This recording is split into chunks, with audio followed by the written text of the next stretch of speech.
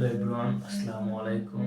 আমি মোহাম্মদ সাইমুল ইসলাম Sujan, easy humanities পক্ষ থেকে তোমাদের সামনে আছি।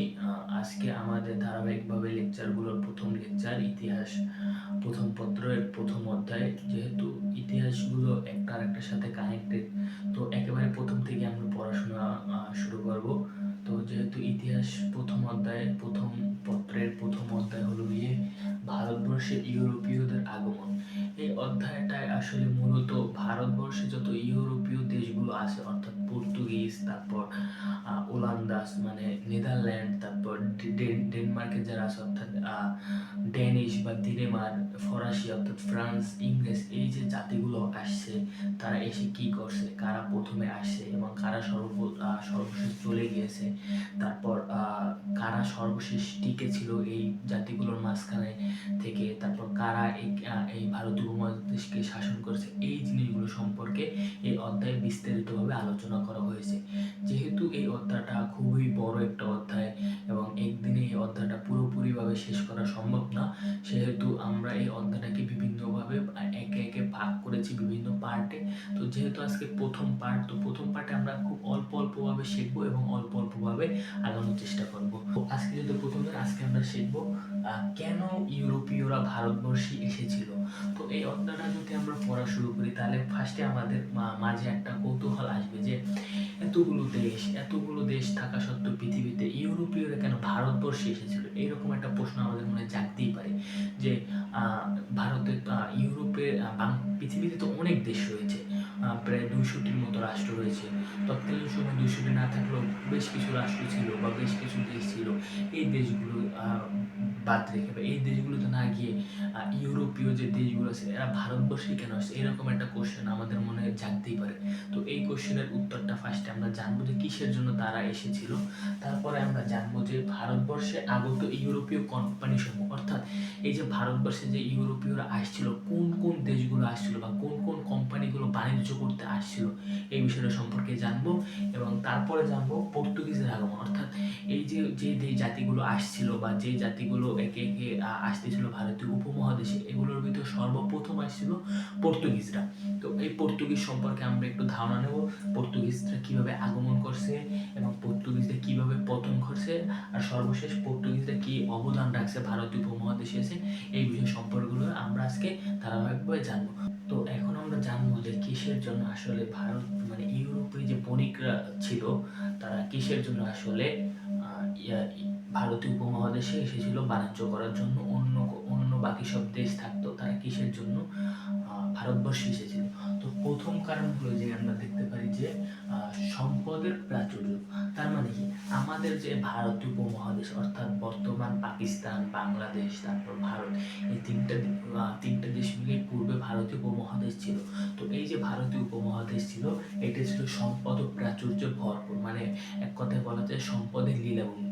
তো এখন একজন যদি বণিক থাকে, আমি যদি মনে করি যে এই ব্যক্তিটা হলো একজন বণিক, তো উনি যেহেতু বণিক, ওনার আলটিমেটলি কাজ হলো বাণিজ্য করা বা টাকা আয় করা বা টাকা ইনকাম করা, রোজগার করা, বিভিন্নভাবে অর্থ উপার্জন করা বা বাণিজ্য করার মাধ্যমে ব্যবসা মানে লাভবান হওয়া।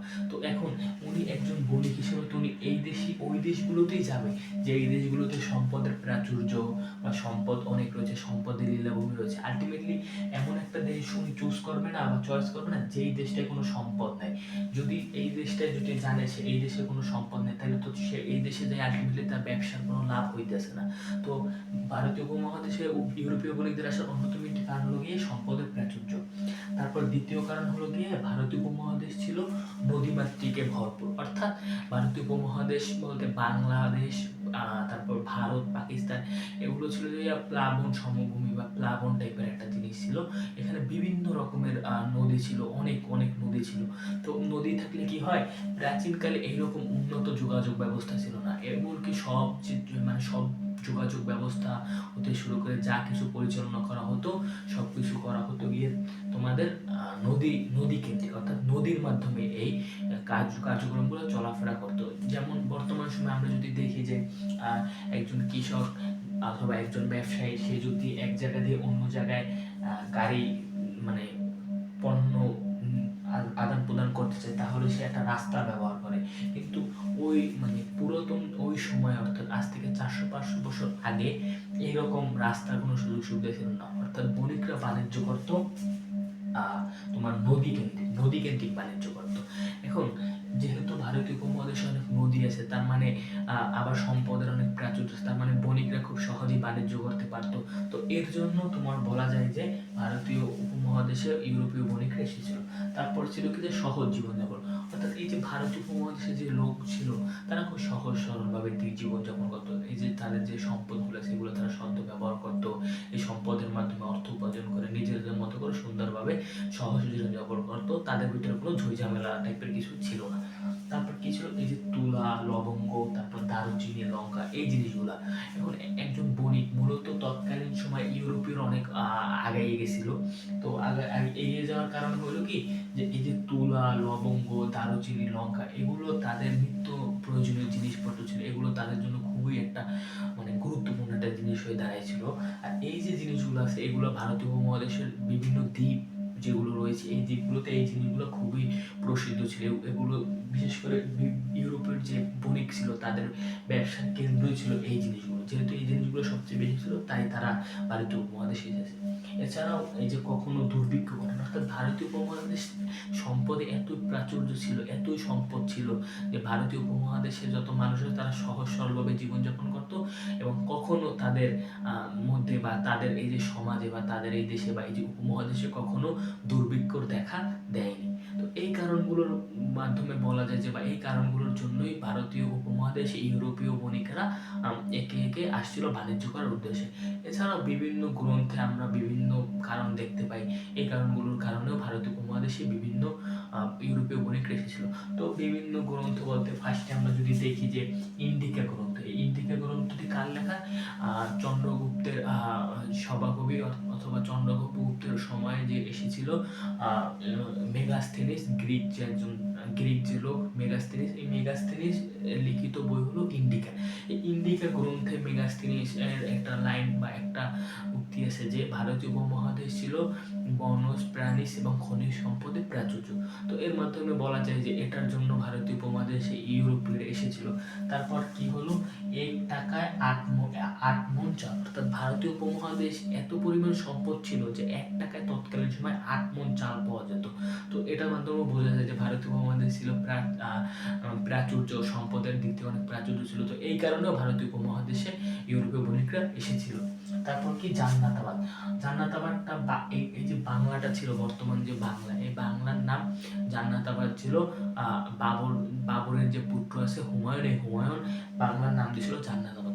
অর্থাৎ বাংলার যে মানে তোমার হলো গিয়া এত সুন্দর পরিবেশ, এত সুজলা সুফলা শস্য শ্যামলা বাংলাদেশ এত সুন্দর যে এই বাংলার এই অপরূপ দৃশ্য দেখে হুমায়ুন মুগ্ধ হয়ে বাংলার নাম দিয়েছে জান্নাতাবাদ। তার মানে এই যে সৌন্দর্যের দিক থেকেও ভারতীয় উপমহাদেশ ছিল অন্যরকম একটি দেশ। তো এর কারণেও ভারতীয় উপমহাদেশে ইউরোপীয় বণিকরা আগমন করছিল। আর সর্বশেষ একটা কারণ হিসেবে বলতে পারি যে ইবনে বতুতার একটা লিখিত গ্রন্থ আছে। এই ইবনে বতুতার লিখিত গ্রন্থের নাম হলো কিতাবুল রেহলা। এই কিতাবুল রেহলায় ইবনে বতুতা উল্লেখ করেছে যে ভারতীয় উপমহাদেশের মতো আর কোথাও এত অল্প টাকায় বা এত কম টাকায় সস্তা খাবার পাওয়া যায় না।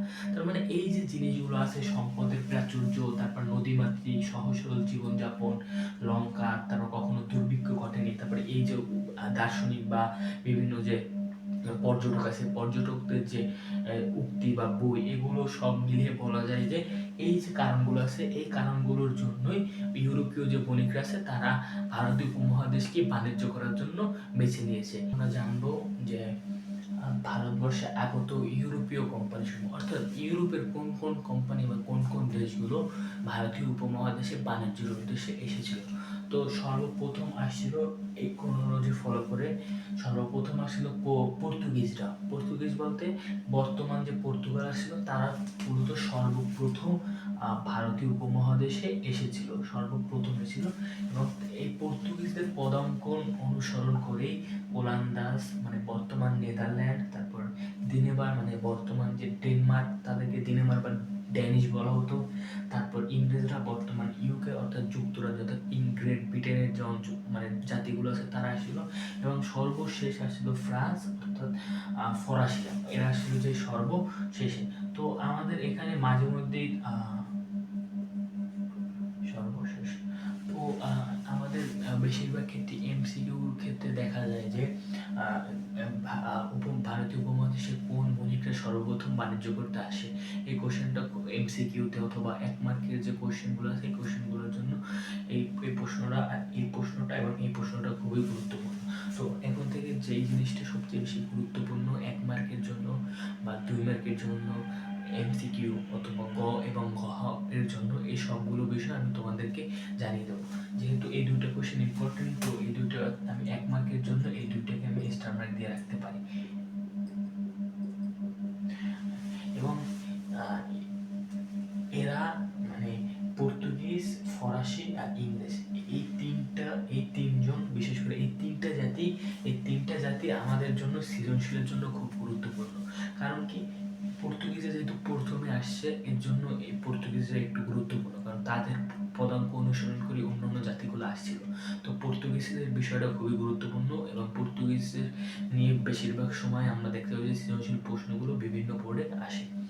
তারপর ইংরেজরা কেন গুরুত্বপূর্ণ? ইংরেজরা সবার শেষে না আসলে ইংরেজরা একটা গুরুত্বপূর্ণ জায়গা এক্ষেত্রে দখল করে আছে। কিসের জন্য? আমরা জানি যে এই যে জাতিগুলো আছে, এই যে 5টা জাতি আছে, এই 5টা জাতি আসে, একই সময় আসে, কিন্তু এদের ভিতরে বিভিন্ন সময় বিভিন্ন রকমের ঝামেলা বা ঝগড়া বা দ্বন্দ্ব বা যুদ্ধ এগুলো লেগেই থাকতো। তো এই যে ঝামেলা লেগেই ছিল বা যুদ্ধ ছিল, এই যুদ্ধের ভিত্তিতে সর্বশেষ একেবারে নিজের অস্তিত্ব টিকিয়ে রাখতে সক্ষম হয়েছিল ইংরেজরা তাদের অস্তিত্ব টিকিয়ে রাখতে সক্ষম হয়েছিল এবং আলটিমেটলি তারাই পরবর্তী সময় 200 বছর ভারতবর্ষকে শাসন করে। এটা আমরা জানি, যেটা ইতিহাসে ব্রিটিশ ইস্ট ইন্ডিয়া কোম্পানি শাসন নামে পরিচিত। তো যেহেতু ইংরেজরা জয়ী, তো এটা তো আমরা সবাই জানি যে যারা জয়ী হয় তাদের গল্পই সবাই রচনা করে, তো আর যারা আলটিমেটলি পরাজয় বরণ করে তাদের কথা কেউ স্মরণ করে না। তো যেহেতু ইংরেজরা এই যুদ্ধে বা এই সাম্রাজ্য লড়াইয়ে টিকেছিল, তো ইংরেজরা এক্ষেত্রে খুবই গুরুত্বপূর্ণ এবং ইংরেজ নিয়ে বেশিরভাগ সময় কোশ্চেন আসে। তো আমরা জানি যে ইতিমধ্যে আমরা জেনে গেছি যে পর্তুগিজরা ভারতীয় উপমহাদেশে সর্বপ্রথম আগমন করে। তো এখন কিভাবে আগমন করেছিল, তারপর এই রিলেটেড কিছু তথ্য আমরা জানার চেষ্টা করব। যেহেতু পর্তুগিজরা প্রথম আগমন করেছিল, তো আমি আগেই বলেছি যে পর্তুগিজরা খুবই গুরুত্বপূর্ণ। তো একটু সবাই মনোযোগ দিয়ে শোনার চেষ্টা করবো, আশা করি ক্লিয়ার হবে। তো ফার্স্টে দেখা যায় যে এই যে 1487 খ্রিস্টাব্দে বার্থালামিও নাবিক ছিল। বার্থালামিও একজন পর্তুগিজ নাবিক ছিল। তিনি ভারতীয় উপমহাদেশে আসার জন্য নতুন জলপথ আবিষ্কার করতে চেয়েছিলেন এবং এই উদ্দেশ্যে উনি 1487 খ্রিস্টাব্দে ভারতীয় উপমহাদেশের উদ্দেশ্যে যাত্রা শুরু করেন। কিন্তু আমরা দেখতে পাই যে এই যে পর্তুগিজ, এই যে এটা ধরে আমরা পর্তুগিজ, এই পর্তুগিজের রাজধানীর নাম হচ্ছে লিসবন। তো এই বার্তালামিও এখান থেকে যাত্রা শুরু করতে এই পর্যন্ত আসে, মানে এই যে উত্তর মহাদ্বীপ দক্ষিণ আফ্রিকা এই পর্যন্ত আসে, বাট আলটিমেটলি এইটার ওপারে যাইতে পারে না। তো তিনি মনে করেছে যে এই পর্যন্ত আসলে পৃথিবী আছে, এরপরে আর কিছু নাই। তো উনি এই পর্যন্ত এসে দিন আবার ব্যাক করে চলে যায়। তার মানে আলটিমেটলি 1487 খ্রিস্টাব্দে বার্থোলোমিউ দিয়াস ভারতীয় উপমহাদেশে আসার জন্য, ইউরোপ এবং ভারতীয় উপমহাদেশকে সংযোগ করার জন্য যে প্রচেষ্টা চালায় সেটা ব্যর্থ হয়ে যায়। তার কিছু বছর পর অর্থাৎ 1494 সালে আমরা দেখতে পাই যে স্পেনের রানী আসলে ইসাবেলার নেতৃত্বে ক্রিস্টোফার কলম্বাস আছে। এই কলম্বাস কি করছিল? আটলান্টিক আবিষ্কার করতে যায়। ইতিমধ্যে সে আমেরিকাকে আবিষ্কার করেছে। কাকে আবিষ্কার করেছে? আমেরিকা। তার মানে আমরা একটা জিনিস জানতে পারি যে আমেরিকা আবিষ্কার করেছে কলম্বাস কত সালে? 1494 খ্রিস্টাব্দে। এই কোশ্চেনটা এডমিশন টেস্টের জন্য খুবই গুরুত্বপূর্ণ, একাডেমি অতটা আসে না। তার ঠিক 4 বছর পরে 1498 খ্রিস্টাব্দে 27 মে পর্তুগিজ নামে ভাস্কো দা গামা আলটিমেটলি কি করলো? তো এই পর্তুগিজ থেকে যাত্রা শুরু করে এই উত্তর মহাদ্বীপ এইটাকে ক্রস করে তারপর এই যে ভারতের এই জায়গার কালিকট বন্দর, এই কালিকট বন্দরে আসা পৌঁছায় এবং কালিকট বন্দরের যে রাজা আছে তার সাথে কথাবার্তা বলে ভারতের যে কোচিন আছে, কোচিনে প্রথম বাণিজ্য ঘাঁটি স্থাপন করে। তো যেহেতু বার্থোলোমিউ দিয়াস পরাজিত হয়েছে, পারে নাই, কলম্বাস সে অন্যদিকে গেছে গিয়া বাট এই যে ভাস্কো দা গামা 1498 খ্রিস্টাব্দে 27শে মে সে নতুন একটি জলপথ আবিষ্কার করলো এবং ইউরোপের সাথে ভারতীয় উপমহাদেশের একটা সংযোগ সৃষ্টি করলো। এটা একটা মানে বিরল একটা ইতিহাস বা বিরল একটা সৃষ্টি, যেটা ইতিহাসে খুবই গুরুত্বপূর্ণ। কারণ উনি যদি এই জলপথটা আবিষ্কার করতে না পারতো তাহলে কিন্তু ভারতবর্ষে ইউরোপীয় বণিকরা আসতে পারতো না, আর ব্রিটিশও ভারতবর্ষ 200 বছর শাসন করতে পারে। তার মানে ওনার এই জলপথ আবিষ্কারের জন্য আলটিমেটলি পুরো ইতিহাসটা ঘুরে গেছে। উনি যদি জলপথ আবিষ্কার না করতে পারতো তাহলে আমরা হয়তো বা এখন অন্য একটা ইতিহাস জানতাম। তো যেহেতু এই ব্যক্তির জন্যই আসলে ভারতীয় উপমহাদেশের সাথে পর্তুগিজ বা ইউরোপের একটা সংযোগ স্থাপন হয়েছে, তাই এই লোকটা অর্থাৎ ভাস্কো দা গামা ইনি আমাদের জন্য খুবই একটা গুরুত্বপূর্ণ। তার মানে বিশেষ করে গ এবং ঘ নাম্বার, অর্থাৎ গ নাম্বার কোশ্চেন অথবা ঘ নাম্বার কোশ্চেন, অর্থাৎ সিরিয়াল থেকে যে কোশ্চেনগুলো আসে এই কোশ্চেনগুলোর জন্য ভাস্কো দা গামা ওনার বিষয়ে আমাদের খুব ভালোভাবে ইন ডিটেলসে জানতে হবে যে উনি কত সালে আসছিল, উনি কোন দেশের নাগরিক, কিভাবে আসছিল, উনি কিভাবে প্রথম ভারতীয় উপমহাদেশের সাথে ইউরোপের সংযোগ করেছে। এই টাইপের কোশ্চেনগুলো ঘুরে ফিরিয়ে উদ্দীপকে আসতে পারে এবং তার সম্পর্কে জানতে চাওয়া হতে পারে। তো এই জিনিসটা আমাদের খেয়াল রাখতে হবে। আরেকটা কথা, এই যে পর্তুগিজ আছে, এই পর্তুগিজের আরেকটা নাম ছিল, বাংলায় তারা ফিরিঙ্গি নামে পরিচিত ছিল। কি নামে? ফিরিঙ্গি। অর্থাৎ তারা ফিরিঙ্গি নামে ভারতীয় মানে বাংলায় ফিরিঙ্গি নামে পরিচিত ছিল। এবং পর্তুগিজ যে জলদস্যু ছিল তারা হামদার বা হামার নামে পরিচিত ছিল। ঠিক আছে। তো ভাস্কো দা গামা কি হলো, কালিকট বন্দরে আসলো এবং কালিকট বন্দরের যে রাজা ছিল তার তার তার কাছ থেকে অনুমতি গ্রহণ করে কোচিনে একটা বাণিজ্য কুটি স্থাপন করলো।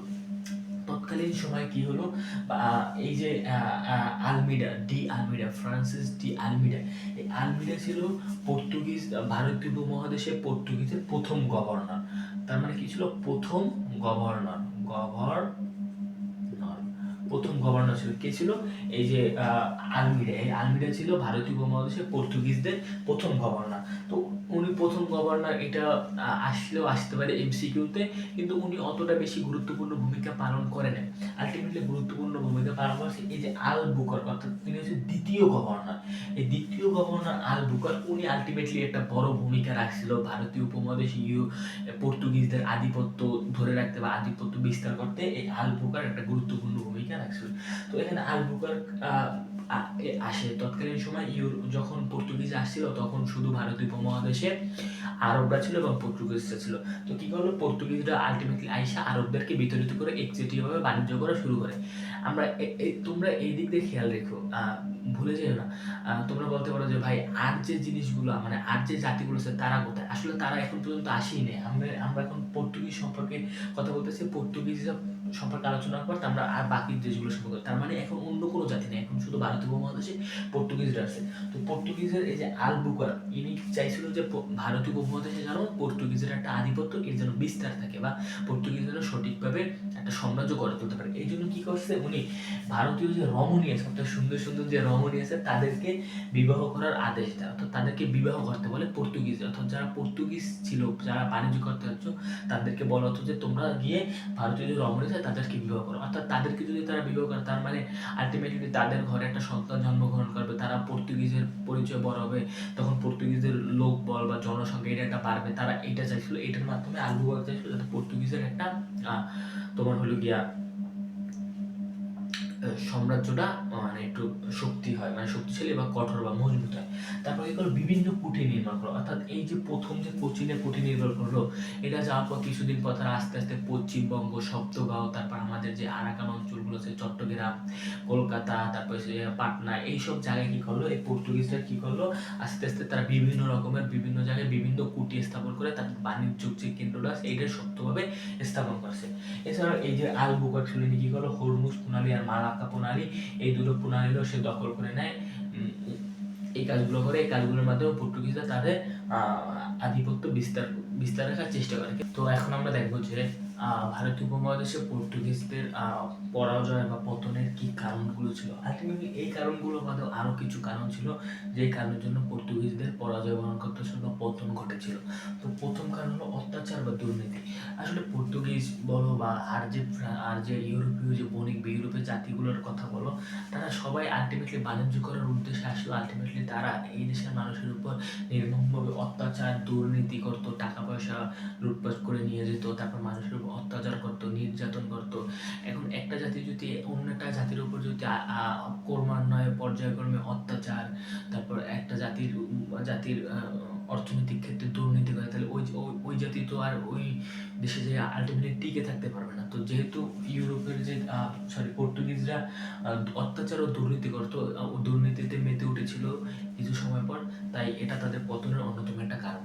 তারপর কারণ জোরপূর্বক ধর্মান্তর। আমরা জানি কি, আমরা ইতিপূর্বে কিছুক্ষণ আগে আমরা জেনেছি যে আলবুকার যে ছিল, ও পর্তুগিজ সাম্রাজ্যটাকে স্থাপন করার জন্য বা মজবুত করার জন্য পর্তুগিজ যে বণিকরা আছে তাদেরকে বলতো যে ভারতীয় উপমহাদেশের যে মেয়েরা আছে তাদের সুন্দরী রমণী তাদেরকে বিয়ে করতে, এবং তাদেরকে বিয়ে করা আলটিমেটলি কি, মেয়েদেরকে বিয়ে করা মানে তাদের হিন্দু ধর্ম বা মুসলিম ধর্ম থেকে পর্তুগিজদের যে ধর্ম খ্রিস্টান ওটাতে রূপান্তর করা জোরপূর্বকভাবে।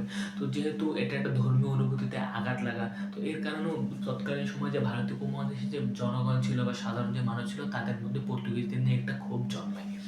তারপর হলো কি পর্তুগিজ ও স্পেনের যুদ্ধ 1558 খ্রিস্টাব্দে, অর্থাৎ 1588 খ্রিস্টাব্দে পর্তুগিজ এবং স্পেনের ভিতরে একটা যুদ্ধ হয়, এবং এই যুদ্ধে পর্তুগালের অনেক একটা যুদ্ধ পরিচালনা করতে অনেক টাকা ব্যয় হয় বা অনেক খরচ ব্যয় হয়।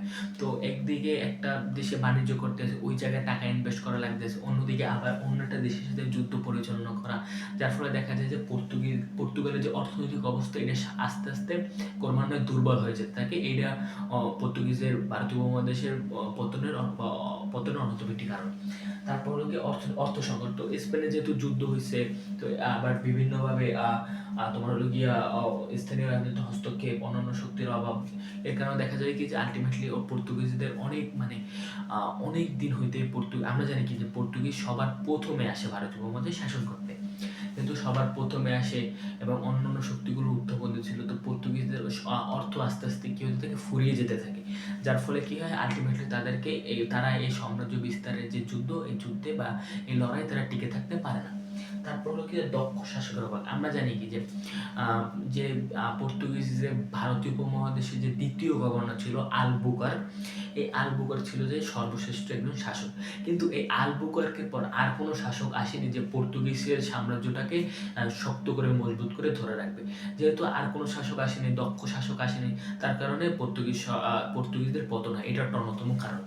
তারপর হলো কি অনন্য শক্তির উত্থান বলতে কি আমরা জানি কি যে পর্তুগিজরা ছিল সর্বপ্রথমে, তারপর তাদের যে পদাঙ্কন আছে, অর্থাৎ তাদের যে পদচারণ আছে, এই পদচারণ অনুসরণ করে আস্তে আস্তে বাকি যে ইউরোপীয় শক্তিগুলো আছে এগুলো এসে বাণিজ্য করার চেষ্টা করতেছে বা বাণিজ্য করা শুরু করে। এখন অন্যান্য দেশগুলো যখন আসছিল তখন পর্তুগিজদের টিকে থাকতে একটু অসুবিধা হয়েছিল, কারণ অন্যান্য জাতিগুলো আসার আগে তো পর্তুগিজরা শুধু একটা জাতি ছিল, কিন্তু যখন অন্য জাতিগুলো আসা শুরু করে তখন দেখা যায় যে পর্তুগিজরা আলটিমেটলি তারা এই সাম্রাজ্য লড়াই বা ব্যবসার যে লড়াই আছে বা এই জিনিসটায় তারা টিকে থাকতে পারে না। তো অন্যান্য শক্তির উত্থান এটা একটা অন্যতম কারণ। তারপর স্থানীয় রাজনৈতিক হস্তক্ষেপ, অর্থাৎ পর্তুগিজরা যে জাতিগুলো আছে ইউরোপের, তারা বাণিজ্য করার উদ্দেশ্যে আসলেও আলটিমেটলি তারা এই যে স্থানীয় যে রাজনীতি আছে এটা হস্তক্ষেপ করে ফেলে। তারা রাজাদের সাথে যোগদান করে, তারা বারোভূইদের সাথে যোগদান করে, তাদের সেনাবাহিনীতে যোগদান করে। এই কারণগুলোর কারণে পর্তুগিজদের পতন হয়। একেবারে সর্বশেষ কারণ হিসেবে বলা যায় যে অবৈধ কর্মকাণ্ড। আসছে ওরা বাণিজ্য করার জন্য, কিন্তু আলটিমেটলি ওরা কি করছে, বিভিন্ন জায়গায় লুণ্ঠন করছে, লুটপাট চালাইছে, জলদস্যুতা করছে, এর জায়গা জমি চুরি করছে, এর জায়গা জমি দখল করে নিয়েছে, রাজাদের সাথে ঝামেলা করছে, সাধারণ যে প্রজা আছে তাদের অর্থ আত্মসাৎ করছে। তো এই কাজগুলো করলে তো আলটিমেটলি তাদের উপর মানুষের একটা নেগেটিভ ইম্প্যাক্ট তৈরি হবে, সেটাই তৈরি হয়েছিল। যখন একটা জাতির উপরে বা একটা জনগোষ্ঠীর উপর যখন আর একটা মানুষের নেগেটিভ ইম্প্যাক্ট তৈরি হবে তখন তো তার পতন হবে, এটাই তো স্বাভাবিক। তো এই যে কিছু কিছু কারণ আছে, এই কারণগুলো ছাড়াও আরও অনেক কারণ আছে বইতে, এই কারণগুলোর জন্য আলটিমেটলি পর্তুগিজদের পতন হয়েছিল। তো আশা করি এই জিনিসটা তোমরা বুঝতে পারছো।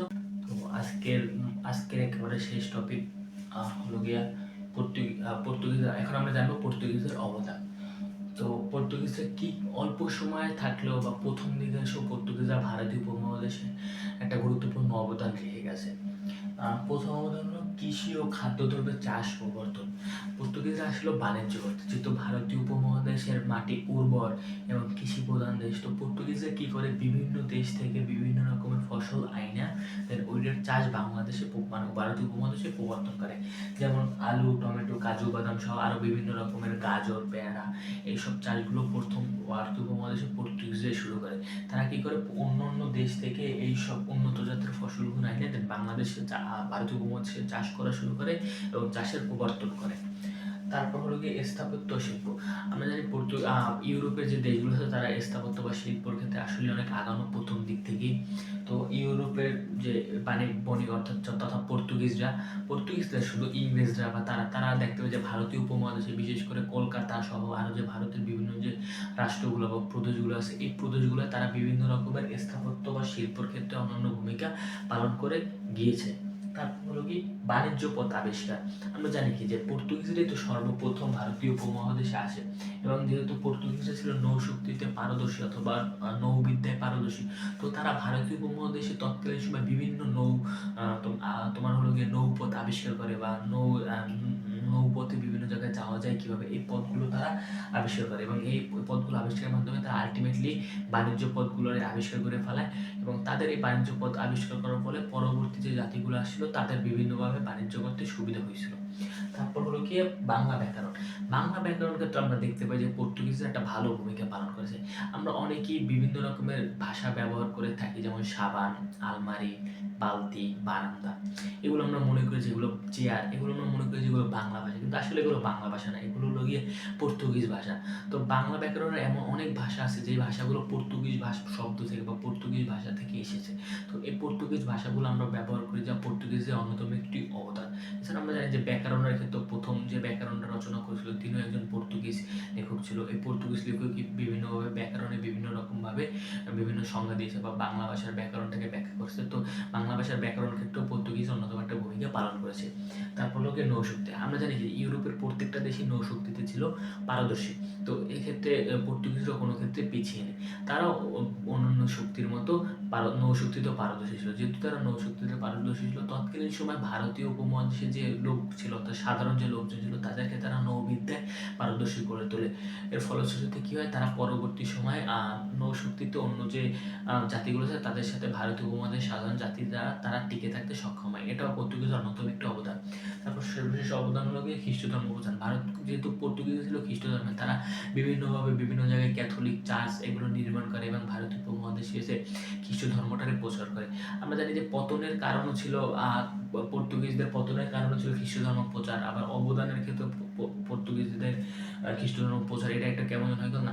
আসলে পতনের কারণ জোরপূর্বকভাবে অন্য ধর্ম মানে অন্য যে ধর্ম ছিল অর্থাৎ হিন্দু ধর্ম ছিল তাদেরকে জোর করে খ্রিস্টান বানাইছে, এর জন্য পতনের কারণ। বাট এমনিতে ওরা কি করছে, এমনিতে ওরা খ্রিস্ট ধর্ম প্রচার করছে এবং বিভিন্ন মানুষ যারা আছে যারা খ্রিস্টান তাদের ক্ষেত্রে তাদেরকে একটা ভালো একটা জায়গায় তারা উপস্থাপন বা বসাই দিয়ে তারপর ভারতীয় উপমহাদেশ থেকে চলে গিয়েছে। তো এই কারণগুলো এই অবদানগুলো ছাড়া বিভিন্ন অবদান রেখেছে। আমরা বিভিন্নভাবে বই পড়লে আমরা আরো বেশি বেশি করে অবদান জানতে পারবো, এই আর কি। তো আজকে আসলে এই পর্যন্তই ছিল। যেহেতু আমি প্রথম শুরু করছি, তো আমি অতটা ভালোভাবে তোমাদের সামনে হয়তো উপস্থাপন করতে নাও পারি, তাও আমি যতটুকু পারি যেভাবে পারি সেভাবেই তোমাদের সামনে উপস্থাপন করার চেষ্টা করছি। আশা করি তোমরা ভিডিওটা মনোযোগ সহকারে দেখলে। তো আজকে এই পর্যন্তই ছিল। পরবর্তী সময় যদি তোমরা এরকম আরও ভিডিও পেতে চাও তাহলে অবশ্যই আমার চ্যানেলটা সাবস্ক্রাইব করে রাখবে এবং আমি ইনশাল্লাহ পরবর্তীতে বাকি যে টপিকগুলো আছে এই টপিকগুলো সম্পর্কে বিস্তারিতভাবে একটা একটা করে ভিডিও আপলোড করার চেষ্টা করব। বিশেষ করে যারা একাদশ শ্রেণীতে আসো অর্থাৎ প্রথম এই কলেজে পদার্পণ করলে তাদের জন্য এই ভিডিওগুলো খুবই গুরুত্বপূর্ণ। তো তারা চাইলে আমার চ্যানেলটা সাবস্ক্রাইব করে রাখতে পারো পরবর্তী তারা ভিডিও পাওয়ার জন্য। তো আজকে এই পর্যন্তই, সবার জন্য শুভকামনা। আসসালামু আলাইকুম।